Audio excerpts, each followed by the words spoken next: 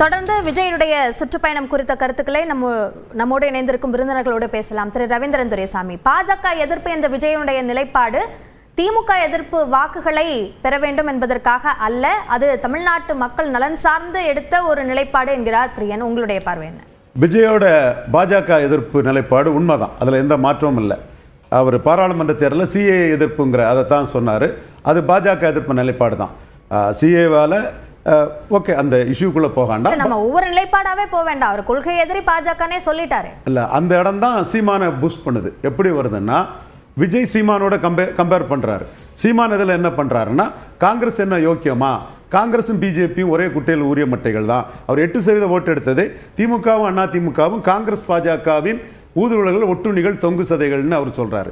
எல்லா துயரங்களுக்கும் காங்கிரஸும் பாஜகவும் காரணம்னு சொல்கிறாரு. காவிரி நீர் இது நமக்கு கிடைக்காத காரணம் காங்கிரஸ் கர்நாடகாவுக்காக பண்ணக்கூடிய அநீதின்னு சொல்கிறாரு. முல்லை பெரியாறு காங்கிரஸ் கேரளாவுக்காக பண்ணக்கூடிய அநீதின்னு சொல்கிறாரு. கச்சத்தீவை இந்திரா காந்தி பாப்புலாரிட்டிக்காக தூக்கி கொடுத்தது தான் தமிழக மீனவர்களுக்கு அநீதின்னு சொல்கிறாரு.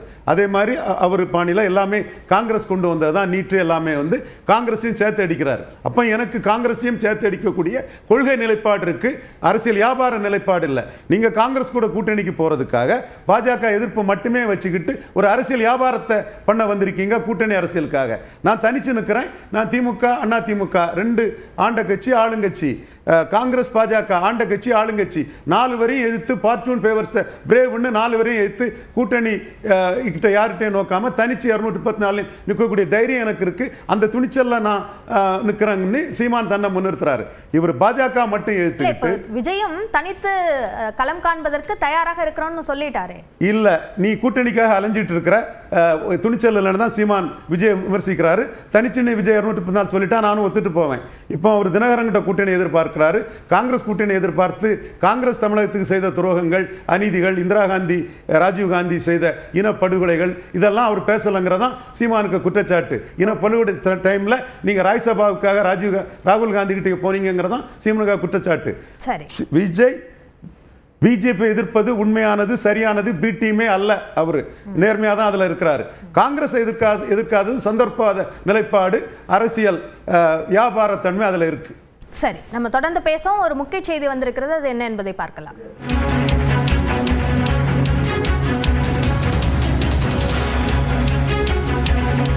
பழைய எதிரி புதிய எதிரி என எந்த கொம்பனாலும் திமுகவை தொட்டு கூட பார்க்க முடியாது என்று தெரிவிக்கப்பட்டிருக்கிறது. அதனை முக்கிய செய்தியாக பார்க்கிறோம். இது குறித்த கூடுதல் விவரங்களை நம்முடைய செய்தியாளர் கோகுலிடம் கேட்கலாம். கோகுல், முதலமைச்சர் எழுதிய கடிதத்தில் பழைய எதிரி புதிய எதிரி யாராலும் தன்னை தொட்டு கூட பார்க்க முடியாது என்றிருக்கிறார். விஜயை அடிப்படையாக வைத்து இந்த கருத்தை சொல்றாருன்னு பார்க்கணுமா? செப்டம்பர் 17ஆம் தேதி திமுகவுடைய முப்பெரும் விழா கரூரில் நடைபெற இருக்கிறது. அதற்காக திமுக தொண்டர்களுக்கு அழைப்பு விடுத்து முதலமைச்சரும் திமுக தலைவருமான மு.க. ஸ்டாலின் ஒரு மடலை எழுதியிருக்கிறார்.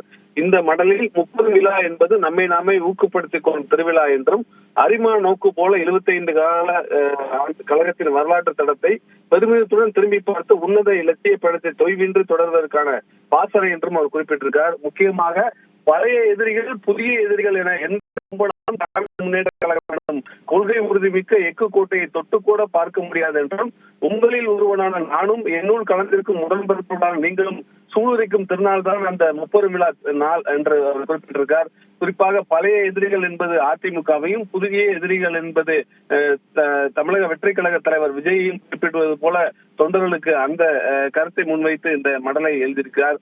தொடர்ந்து அண்ணா போதித்த கட்டுப்பாட்டை கலைஞர் கட்டி காத்த இன்று உங்களில் ஒருவனான என்னுடைய தலைமையிலும் அதே கட்டுப்பாடுடன் கொள்கை கூட்டமாக உடன்பிறப்புகள் திரள்வதை கரூரிலும் காண இருக்கிறேன் என்றும், லட்சிய வீரர்களாக 2026 தேர்தல் களத்தில் வெற்றி வாகை சூடுவதற்கு முன்னோட்டமாக அணிவகுப்பு தான் இந்த முப்பெரும் விழா என்றும் அவர் குறிப்பிட்டிருக்கிறார்.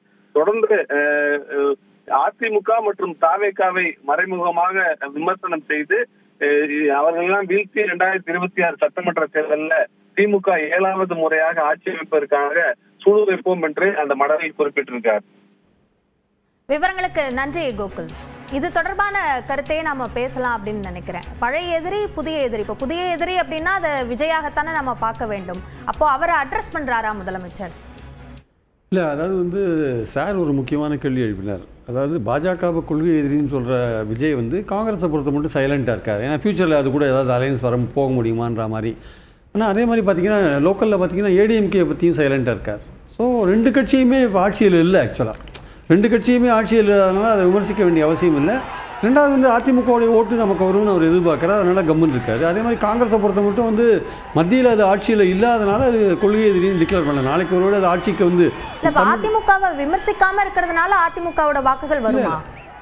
ப்ராபபிளி திமுகவை தோற்கடிக்கணும்னா ஒருவேளை விஜய்க்கு ஓட்டு போடலான்னு அதிமுக பாஜக கூட்டணி விரும்பாத அதிமுகவினர் இருப்பாங்கல்ல, அவங்க போடலாம் இல்லையா? ஸோ அந்த மாதிரி ஒரு கணக்கில் கூட அவர் இருக்கலாம், சொல்ல முடியாது. ஸோ அதனால் ரெண்டு பேருமே ஆளுங்கட்சியாக இல்லாதனால நம்ம டார்கெட் பண்ண வேண்டாம்னு நினச்சிருக்கலாம். நாளைக்கு காங்கிரஸ் மூலமாக ஏதாவது அவங்க ஆட்சிக்கு வந்து இன்னும் பல பிரச்சனைகளை கொண்டாந்தாங்கன்னா அப்போது இவருடைய ஸ்டாண்டு மாறுறதுக்கான வாய்ப்புகள் இருக்குது. காங்கிரஸ் வந்து திமுக கூட்டணி விட்டு விலகி வரப்போகிறதில்ல, அது டெஃபினட்டாக நடக்கிறதுக்கான ஒரு வாய்ப்பு 29லேயும் கிடையாது என்பது தான் என்னுடைய கருத்து. ஸோ அந்த பழைய எதிரி புதிய எதிரி இந்த விஷயங்கள் வந்து ஏன்னா விஜய் சொல்கிற விஷயங்கள் என்ன வருது, நான் தான் திமுகவுக்கு நேர் எதிரான போட்டி அப்படின்னு அதிமுகவை எலிமினேட் பண்ணிவிட்டு அவர் தன்னை முன்னிறுத்திக்கிறார் இல்லையா? ஸோ அந்த விஷயங்களை தான் வந்து திமுக வந்து இப்போ நேரடியாக விஜயை வந்து விமர்சிக்காட்டி கூட புதிய எதிரி மூலம் மறைமுகமாக விமர்சிக்கிறாங்க. ஸோ வந்து திமுக மட்டும் விஜயை வந்து அவங்க அலட்சியப்படுத்திட்டு போகிற ஒரு விஷயத்தை வந்து அவங்க கையில் எடுக்கணுமா வேண்டாமா அப்படின்ற விஷயம் அவங்களுக்கு சில மாதங்களாக ஒரு அவங்க யோசனையில் இருந்துகிட்டே இருந்தது. இப்போது இன்றைக்கி காத்தாலேருந்து அவங்க எடுத்துருக்கிற முடிவு என்னென்னா வந்து விஜயை வந்து நம்ம எதிர்கொள்ள வேண்டும் அப்படின்ற ஒரு லெவலுக்கு வந்திருப்பாங்கன்னு தான் நான் நினைக்கிறேன். அதனால தான் இந்த விமர்சனம் வந்து இன்றைக்கி வந்திருக்கு. ஆக்சுவலாக வந்து ஏன்னா நீங்கள் தொடர்ந்து வந்து கண்ணுக்கு எதிரே தெரிகிற ஒரு எதிரியை வந்து நீங்கள் கண்டுக்காத புறக்கணிக்க முடியாது. இப்போது விஜய்க்கும் சீமானுக்கும் என்ன வித்தியாசம்னா, சீமான் தன்னை சிஎம் கேண்டிடேட்டாக ப்ரொஜெக்ட் பண்ணிக்கல, விஜய் தன்னை சிஎம் கேண்டிடேட்டாக ப்ரொஜெக்ட் பண்ணிக்கிறார். அதனால தான் அந்த கம்பேரிசனே கூட சரியாக வராது. சில சமயத்தில் சீமான் தன்னுடைய வாக்கு வங்கியை இன்க்ரீஸ் பண்ணிட்டு போகிறார்.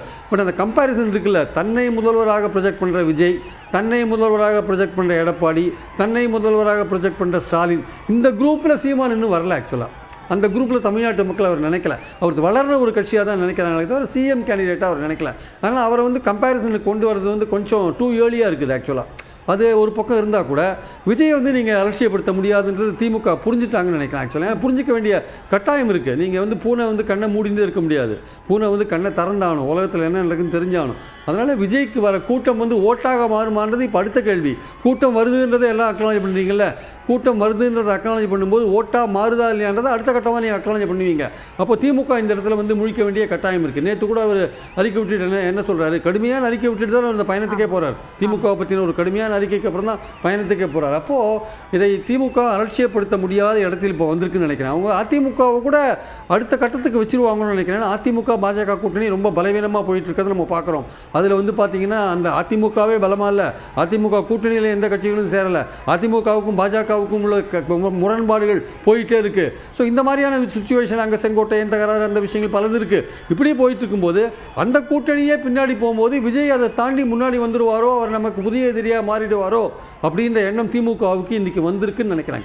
ஓகே, இப்போ திமுக வர்சஸ் தாவேகா தான் என்று விஜய் சொன்னது என்பது நடப்பதற்கு வாய்ப்பு இருக்கிறது, உறுதியாக இப்போ நான் வாய்ப்பு இருக்குன்னு நான் இப்போ என்னால் சொல்ல முடியல. பட் திமுக அதை உணர தொடங்கி இருக்கிறதோ என்று நான் கருதுகிறேன். இல்லாட்டி அந்த புதிய எதிரின்ற வார்த்தையை ஸ்டாலின் பயன்படுத்தியிருக்க வேண்டிய அவசியம் கிடையாது. ஏன்னா நிச்சயமாக ஸ்ரீமானை பார்த்து அவர் பண்ண வேண்டியது, அவர் பல எலெக்ஷனாக இங்கே இருக்கார்.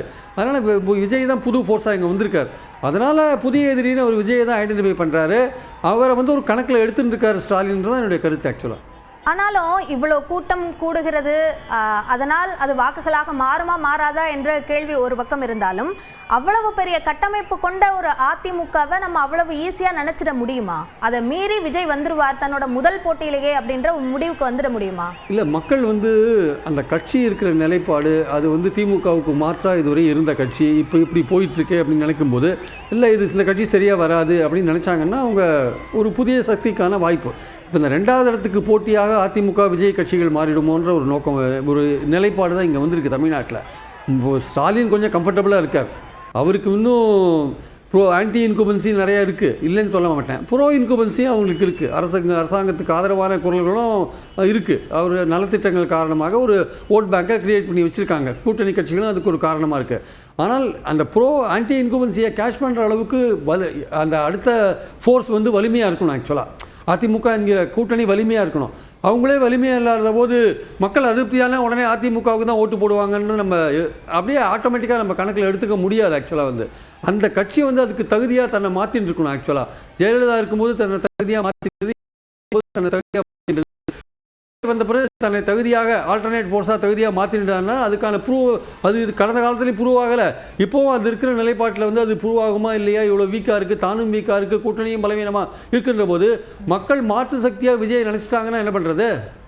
ஓகே நம்ம இது தொடர்பாக இன்னும் நிறைய கேள்விகள் இருக்கு, தொடர்ந்து பேசுவோம். அதற்கு முன்பாக டிவிஎஸ் டோல்கேட் பகுதியை நெருங்கி இருக்கிறார் விஜய். இது தொடர்பான விவரங்களை வழங்குவதற்காக நம்முடைய செய்தியாளர் வெற்றி இணைப்பில் இருக்கிறார். வெற்றி, இப்போ டிவிஎஸ் டோல்கேட் பகுதியை தான் இப்போ நெருங்கி இருக்கார். இப்போ அங்கிருந்து மரக்கடை பகுதிக்கு எவ்வளவு தூரம் இருக்கு? கூட்டம் கட்டுப்படுத்தக்கூடிய அளவில் இருக்கா? 9:45 மணிக்கு அவர் ஏர்போர்ட் இறங்கினாரு. ஏர்போர்ட்டுக்குள்ள இருந்து இப்போ டோல்கேட், அதாவது பிரச்சாரம் ஸ்டார்ட் பண்றது, அபிஷியலி பிரச்சாரம் ஸ்டார்ட் பண்றதாக சொன்ன இடம், அவரு வேன்ல திறந்த வெளியில ஏறி நின்று மக்களை சந்திக்கிறதாக, ப்ராப்பரா மக்களை சந்திக்க ஆரம்பிக்கிற இடத்துக்கு ரீச் ஆகுறதுக்கே இப்ப 2 மணி நேரம் ஆயிடுச்சு. கிட்டத்தட்ட 9:45 ஆரம்பிச்சு விமான நிலையத்துக்குள்ள இருந்து வெளியில வர்றதுக்கே அவருக்கு 1 மணி நேரம் ஆச்சு. விமான நிலையத்தில இருந்து அந்த டிவிஎஸ் டோல்கேட்டை அடையக்கூடிய ஒரு 6-7 கிலோமீட்டருக்கு தொலைவுக்கான சாலை இருக்கிறது, புதுக்கோட்டை ரோடுன்னு சொல்லுவோம், திருச்சி புதுக்கோட்டை ரோடு. அந்த ரோட்ல தான் போயிட்டு இருக்காது. அதுவே இப்போ கிட்டத்தட்ட 2 மணி நேரம் ஆயிடுச்சு டோல்கேட் பகுதியை நெருங்கிறதுக்கு. டோல்கேட்ல இருந்து மரக்கடை பகுதிக்கு எப்படியும் அங்கிட்டு ஒரு 5 கிலோமீட்டர் வரும். அப்போ அவரு மரக்கடை பகுதியை ரீச் ஆகுறதுக்கு இன்னும் 1 மணி நேரத்துக்கு மேல கண்டிப்பா நிச்சயமா ஆகும் போலதான் தெரியுது இந்த தூரத்தெல்லாம் பார்க்கும்போது. முழுக்க தொடர்ச்சியா கட்சி சார்புலையும் விஜயும் போலீஸும் காவல்துறையும் தொடர்ச்சியா கொடுத்த அறிவுறுத்தல் வண்டியை சூழ்ந்து வராதிங்க, வாகனத்தை சூழ்ந்து வராதிங்க, இடையூறு ஏற்படுத்தாதீங்க, விஜய் செல்லக்கூடிய பிரச்சார வாகனத்துக்கு முன்னும் பின் இருசக்கர வாகனத்துல வராதிங்கன்னு எவ்வளவோ முறை அறிவுறுத்தியும் அது எல்லாமே இந்த இடத்துல எதுவுமே துளி கூட அங்க பின்பற்றப்படல. முழுக்க அவ்வளவு தொண்டர்களும் காலைல 6 மணிக்கே ஏர்போர்ட்டுக்கு ஏர்போர்ட்டுக்குள்ள இருந்து அவர் வெளியில அந்த டோல்கேட் பகுதி அடையிற வரைக்கும் முழுக்க அவரை சூழ்ந்துகிட்டே தான் வெளியே வர்றாங்க. ஏர்போர்ட்ல இருந்தே அவரை சூழ்ந்துதான் வர்றாங்க. வாகனத்துல இருபுறமும் அவருக்கு கையை காமிச்சுக்கிட்டே வராங்க. தொண்டர்கள் கூலிங் கிளாஸ் எல்லாம் வெளியில கொடுக்குறாங்க. இப்படி அவருக்கு தொடர்ச்சியா கொடுக்குறாங்க. அதை தவிர்க்க முடியாத நிலைமையில தான் விஜய் இருக்காரு. அதனால அதை ஏற்றுதான் வழிநெடுக அவரோட சந்திப்பையும் தொண்டர்களுக்கு கையசைத்தபடியும் அவர்களுக்கு எதிர்வினை ஆற்றி அவர்களுக்கு பதிலளிச்சு அவங்கள பார்த்துக்கிட்டே தான் வர்றாரு. டிவிஎஸ் டோல்கேட் பகுதியில இருந்து இன்னும் திறந்த வெளியில ஏறி நிப்பாராங்கிறதும் இப்ப அடுத்து எழக்கூடிய கேள்வி. ஏன்னா அவங்க அபிஷியலா நிக்கணும், திறந்த வெளியில நின்று மக்களை சந்திக்கணும்னு நினைச்ச இடத்துக்கு அடையிறதுக்கு 2 மணி நேரம் ஆயிட்டனால 10:35 மணிக்கு மரக்கடை பகுதியில பிரச்சாரத்தை துவங்கணும், பேசுறேன், உங்களை சந்திக்கணும்னு விஜய் அறிக்கையை கொடுத்த நிலையில இப்ப 1 மணி நேரம் ஆயிட்டு அவர் சொன்ன நேரத்தை கடந்த. அதனால உறுதியாக மரக்கடை பகுதியை சென்று சேர்ந்து அவர் பிரச்சாரத்தை துவங்குவதற்கு இன்னும் தாராளமா 1 மணி நேரத்துக்கு மேல ஆகும் அப்படிங்கிற மாதிரியான சூழல் தான் இருக்கு. அந்த திருச்சி புதுக்கோட்டை ரோடு முழுக்க ஒரு 2 மணி நேரமா ஜாம் ஆகி நிக்குது. 2 மணி நேரம் முழுக்க போக்குவரத்தே முடங்கி இருக்கு. அந்த பகுதியில வேற எந்த பொது வாகனங்களும் போக முடியல. முழுக்க இந்த பிரச்சாரத்துக்காக வந்த வாகனங்களும் தாவேகா தொண்டர்களுடைய வாகனங்கள் மட்டும்தான் இந்த சாலை முழுக்க ஆக்கிரமிச்சிருக்கு. இப்ப அதனால இந்த சாலை அப்படிங்கிறது முழுக்க முடங்கி இருக்குது. பல இடங்கள்லயும் இந்த விஜய் பயணிக்கக்கூடிய வழியில இணைக்கக்கூடிய எல்லா பகுதிகளிலும் பொது போக்குவரத்தை முழுமையா மாற்று அளவுக்கு இந்த சாலைகளானது முடங்கி இருக்கிற ஒரு சூழ்நிலை தான் இருக்கு. அபிநயா, தொடர்ந்து பேசுவோம் வெற்றி. மற்ற விவரங்களுக்கு மீண்டும் உங்களை தொடர்பு கொள்கிறோம். தொடர்ந்து விருந்தினர்களோடு பேசலாம். திரு ரவீந்திரன் துரைசாமி, மக்கள் கூட்டம் இருக்கு, இந்த அளவுக்கு ஒரு கிரேஸ் இருக்கு அப்படின்றத பார்க்க முடியுது. இது வாக்குகளாக மாறுமா மாறாதா என்பது மற்றொரு கேள்வி. இப்போ சீமானுடைய வளர்ச்சி 8.3% வாக்குகள் அவர் பெற்றிருக்கிறார் அப்படின்றது, அதை அவரால் சாத்தியப்படுத்த முடிந்திருக்கிறது. இப்போ விஜய்க்கு எப்படி விஜய் மட்டும்தான் முகம் என்ற கருத்தை சொல்லப்படுதோ அதே மாதிரியான ஒரு சூழ்நிலை தான் சீமான் அரசியலுக்கு நுழைந்த போது இருந்த ஒன்று. அவரால் வளர முடிந்த ஒன்றை விஜயால் ஏன் சாத்தியப்படுத்த முடியாதுன்னு நினைக்கிறீங்க? இன்எலிஜிபிள், இன்காம்பிட்டன்ட் போனால் சீமானுக்கு பெரிய பூஸ்ட் ஆயிரும். கமலஹாசன் சீமான் வரும்போது இப்படி தான் பேச்சு இருந்தது. சீமான் 1.1 8.3 வந்தாருன்னா ஃபார்ச்சூன் ஃபேவர்ஸ் த பிரேவ். இப்போ இன்னைக்கு பாண்டிய நெடுஞ்செழியன் பேர் வைக்கணும்னு சொல்கிறாரு. பசுமன் முத்துராமலிங்க தேவரை தாண்டி இன்னொரு பேரை இன்னொரு தலைவரால் சொல்ல முடியாது. சீமானுக்கு போல்ட்னஸ் இருக்கனால அதை சொல்கிறாரு. அவரோட நோக்கம் கன்ஷிராம் பாணியில், நிதிஷ்குமார் பாணியில், இந்து நாடார், முத்தரையர், யாதவர், செங்குந்தர், தேவேந்திர குல வேளாளர்னு மோடி பிரதமருக்கு ஓட்டு போட்ட வாக்குகளை தான் கன்சால்டேட் பண்ணுங்கிறதுக்காக போல்டா அந்த ஸ்டெப் எடுக்கிறாரு. எம்ஜிஆர் ஆட்சி கொடுப்பன்னு கமலஹாசன் சொல்றாரு. எம்ஜிஆர் ஊழல் பெருச்சாளி, சாராயவாரிகளை கள்ளித்தந்தை ஆக்குனாருன்னு எம்ஜிஆர் அடிக்கிறாரு. இந்த போல்ட்னஸுக்கு தான் சீமானுக்கு வாக்கு கிடைக்குது. இன்னைக்கு எம்ஜிஆர் ஆட்சின்னு விஜய் வராரு. அது சொல்லும் போதே சீமான் எம்ஜிஆர் ஊழல் பெருச்சாளி, முல்லை பெரியாறுல தமிழருக்கு அநீதி இழைத்தாருலாம் சீமான் சொல்ல ஆரம்பிப்பார். சொல்றதுக்காக தான் காத்திருக்கிறார். இன்னொன்று, கில்லிங் இன் சைலன்ஸுக்கு ஆளாகக்கூடிய சீமான் விஜயால பப்ளிசிட்டி அடைகிறார். நெகட்டிவா சீமானை பற்றி உண்மையை மறைச்சி பேசினாலும் கூட பேசுறதே சீமானுக்கு லாபம் தான். இப்போ சீமான் என்ன சொல்றாரு, நான் ஆட்சிக்கு வந்து பாண்டிய நெடுஞ்செழியன் பேரில் ஏர்போர்ட் வைப்பேன்னு போல்டா சொல்றாரு. ஆனால் சீமான் தன்னை சீமாட்டை முன்னிறுத்தலன்னு சொல்லக்கூடிய ஒரு தோற்றம் தான் மக்கள் மத்தியில் இருக்குது. அதே மாதிரி நான் ஆட்சிக்கு வந்து எம்ஜிஆர் சமாதி, ஜெயலலிதா சமாதி, இவங்கெல்லாம் பிறமொழியாளர் சமாதியெல்லாம் அடித்து உடைச்சி கடற்கரை அழகுபடுத்துவோன்னு சொல்றாரு. தப்பா சரியாங்கிறதுக்கு வரல. போல்டா அந்த ஸ்டாண்டை எடுத்து தான் சீமான் போறாரு. ஸோ கமலஹாசனுக்கு எதிராக நின்ன போல்ட்னஸ் விஜய்க்கு எதிராட்டும் சீமான்ட்ட இருக்குது. இன்னைக்கு போட்டின்னு ஸ்டாலின் சொல்றாருன்னா அவர் தெளிவாக இருக்கிறாரு. தன்னுடைய வாக்கு வங்கி இவர் விஜயால பாதிக்கப்படக்கூடாதுங்கிற ஸ்டாலின் சூடாக தான் பண்ணுறாரு. இதை கலைஞரே ஏற்கனவே பண்ணுறாரு. விஜய்க்கு தலைவா படத்தில் ஒரு பிரச்சனை வரும்போது கலைஞர் சொன்னது ஜெயலலிதாவுக்கும் ஜெயலலிதா ஆளான விஜய்க்கும் உள்ள சண்டைன்னு தான் சொன்னார். விஜய் எங்களை விட்டு போயிட்டாரு.